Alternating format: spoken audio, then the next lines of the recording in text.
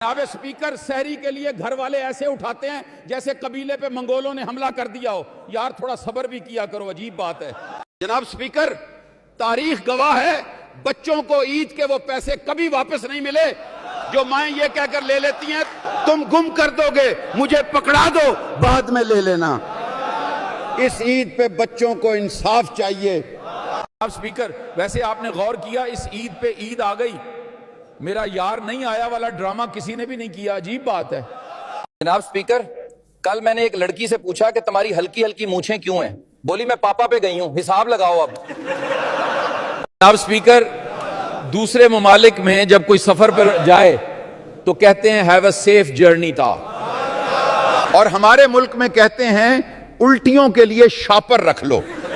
ये हैं हमारी अजीबो गरीब हरकतें। तो स्पीकर, माँ बाप एक नेमत है, इसलिए नौजवानों को कहता हूं शादी करो और माँ बाप बन जाओ।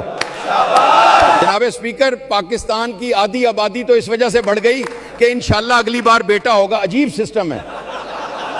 जनाब स्पीकर, दांतों को गिरने से बचाने के 3 आसान नुस्खे बताओगा आज। सबसे पहला नुस्खा, रोजादा मस्काक करें। दूसरा, खाने के बाद अच्छे से मुंह की सफाई करें। और तीसरा और जरूरी नुस्खा, बेगम के सामने मुंह बंद रखे।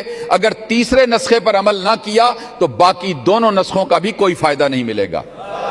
जनाब स्पीकर, अजीब निजाम है, अगर किसी के घर से सोना या तेल निकल आए तो वो हुकूमत का, और अगर चर्स निकल आए तो वो घर वाले की होती है। सिस्टम की समझ नहीं आती है, कहा जाए। जरा कमेंट करें और बताएं, ये ठीक है? जनाब स्पीकर, इंसान 3 चीजें कभी नहीं छुपा सकता, एक मोहब्बत, दूसरी खांसी और तीसरी पापड़ खाने की आवाज। जनाब स्पीकर, मैंने तहकीक करके पता लगाया है कि इंसान की आंखें इस वक्त खुलती हैं जब वो सो के उठता है। जनाब स्पीकर, कभी कभी अकेले रहना जरूरी होता है, खास तौर पर उस वक्त जब आप बिरयानी खा रहे हो। समझ गए हो ना? जनाब स्पीकर, हम वो अजीम कौम है, अगर डॉक्टर कहे चाय छोड़ दो तो वो डॉक्टर छोड़ देते हैं। टेक्नोलॉजियां तो